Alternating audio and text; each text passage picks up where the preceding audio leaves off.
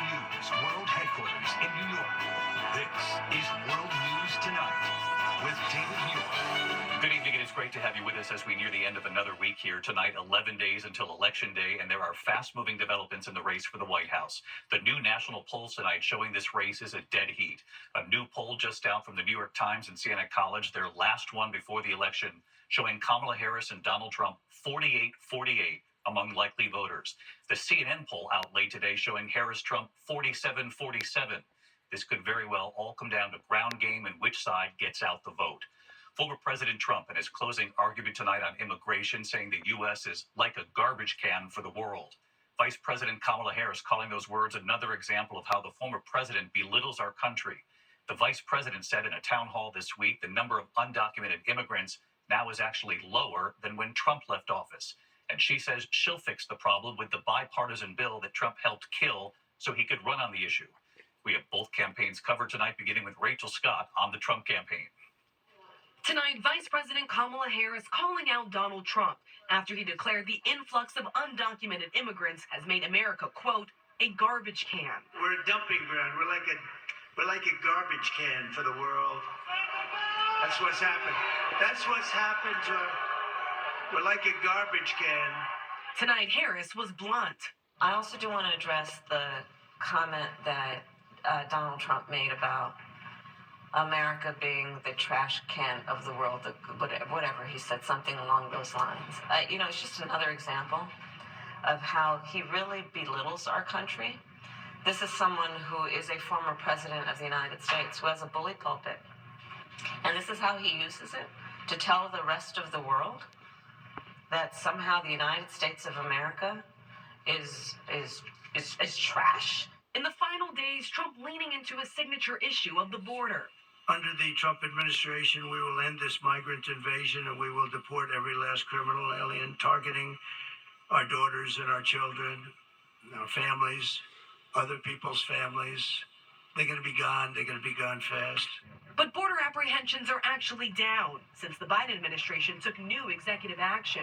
We have dealt with it such that, to your point, we now, as of today, as of our visit, have lower undocumented immigrants and illegal immigration than Trump when he left office. And Harris has vowed to sign a bipartisan border security bill that Trump tanked because he wanted to run on the issue. It would have done a lot of good. Donald Trump got wind of the bill and told them, don't put it forward. He killed the bill because he preferred to run on a problem instead of fixing a problem. It comes as Trump faces new accusations of sexual misconduct. Former model Stacey Williams says she was brought to Trump Tower in 1993 by businessman Jeffrey Epstein, who years later was accused of sex trafficking. She says Trump started groping her with Epstein standing right there. He pulls me into him but talking with Jeffrey, they're looking at each other.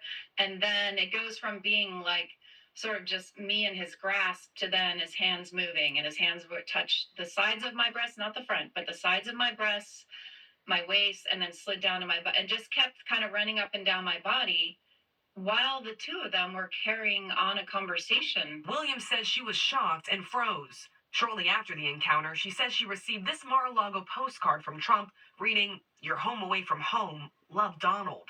The Trump campaign in a statement saying the claims, quote, 2 weeks before the election are unequivocally false.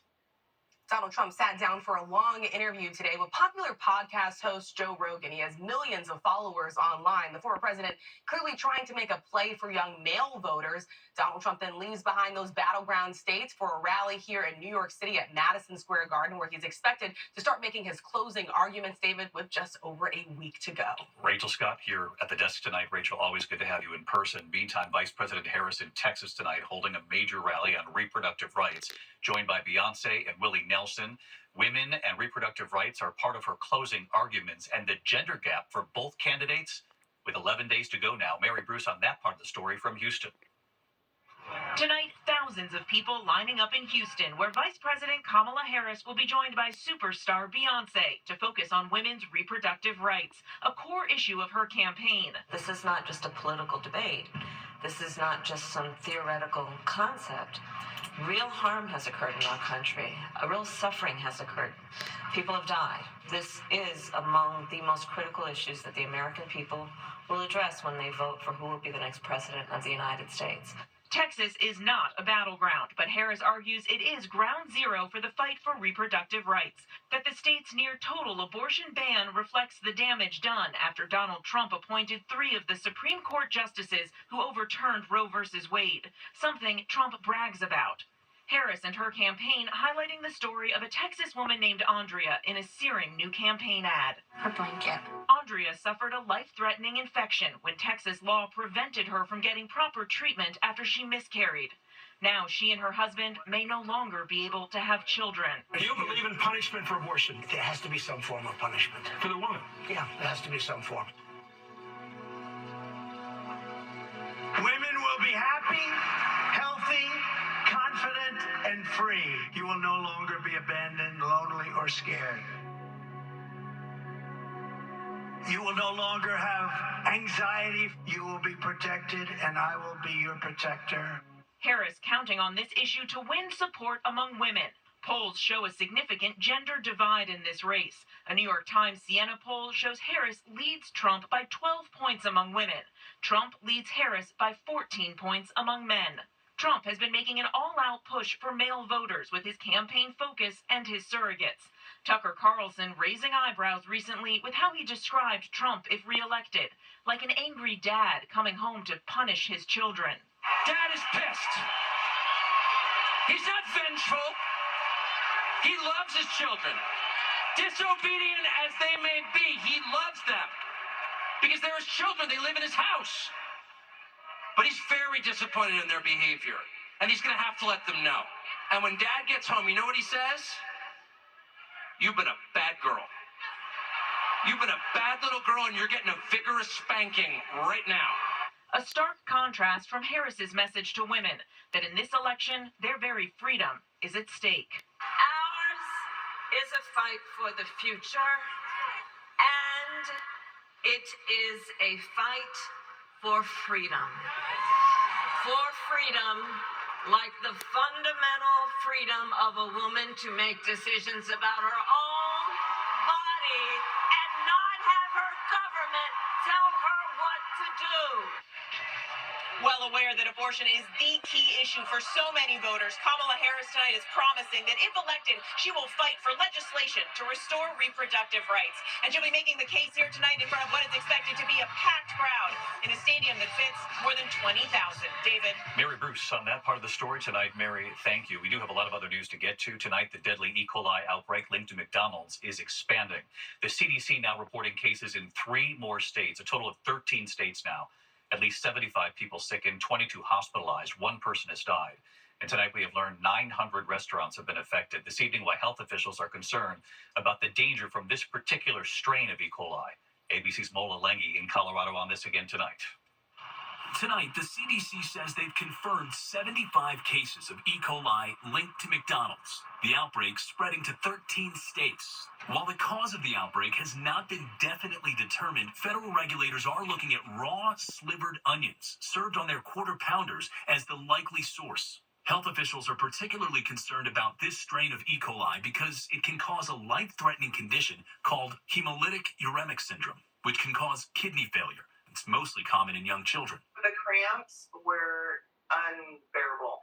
Clarissa DeBach got sick, but is thankful her 2-year-old son, who got some of her fries, didn't get a bite of her burger. It's just really scary to think if he would have, by chance gotten a bite of it or touched it and then touched his mouth. McDonald's supplier of the onions, Taylor Farms, says they recalled them out of an abundance of caution, and McDonald's has pulled the quarter pounder off the menu entirely in 900 restaurants in affected areas. They've also ceased doing business with Taylor Farms indefinitely. As a precaution, Burger King, Taco Bell, Pizza Hut, and KFC have all pulled onions off their menus. Well, David, more cases will likely be reported to the CDC by people who got sick weeks ago. But because of actions taken by McDonald's and Taylor Farms, the CDC believes, at least at this point, the ongoing risk to the public is low, David. Mola Lengi on this again tonight. Thanks, Mola.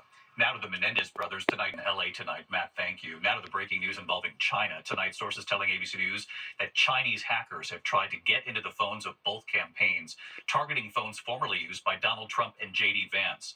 They say this goes beyond the campaigns and multiple providers have been affected. So did they get phone logs, text messages? Could they listen to conversations? Let's get right to our Chief Justice Correspondent, Pierre Thomas, tonight. Pierre, what do we know so far? Evie, we're learning tonight Chinese hackers have targeted cell phones connected with both campaigns as we enter the final phase of the presidential race, including phones formerly used by former President Trump and his running mate, J.D. Vance. We're also told that phones associated with the Harris-Walz campaign were targeted as well. Sources telling us the hackers breached a number of major service providers, including AT&T and Verizon. The question tonight, how far were they able to go? The FBI is trying to determine if the Chinese were able to access phone logs or even read text messages and emails. U.S. officials have been warning for weeks as we get closer to Election Day that China, Russia, and Iran have stepped up their efforts to hack. David, tonight, that appears to be the case. Yeah, an alarming development for sure, Pierre. Thank you. We're going to turn now to Elon Musk and Vladimir Putin. Tonight, the Wall Street Journal reporting that Musk and Putin have been in regular contact multiple times. What the two have reportedly been discussing, and despite questions from federal authorities, Musk also giving away $1 million checks to registered voters as he continues to try to help Donald Trump in Pennsylvania. Here's Martha Raddatz.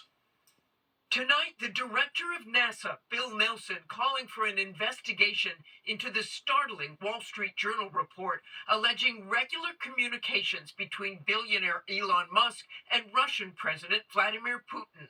According to the journal, the discussions have been ongoing since 2022, focusing on personal topics, business, and geopolitical tensions. At one point, says the journal, Musk was asked by Putin not to activate his satellite service over Taiwan as a favor to China's President Xi Jinping. It is unknown whether Musk agreed. Musk has billions of dollars of contracts with the federal government. The Pentagon using his SpaceX rockets to launch satellites, and NASA using SpaceX to shuttle its astronauts to the International Space Station. Come on up here, Elon. And Musk has been a fervent supporter of Donald Trump, a regular on the campaign trail in the battleground state of Pennsylvania. Now giving out $1 million checks to registered voters who signed his petition. Federal authorities have questioned whether it's lawful. Musk has not responded to requests for comment about the Journal report. And David, he is still handing out those $1 million checks and is expected to be in the key battleground state of Pennsylvania tomorrow. David? Martha Raddatz, live in Washington. Martha, thank you.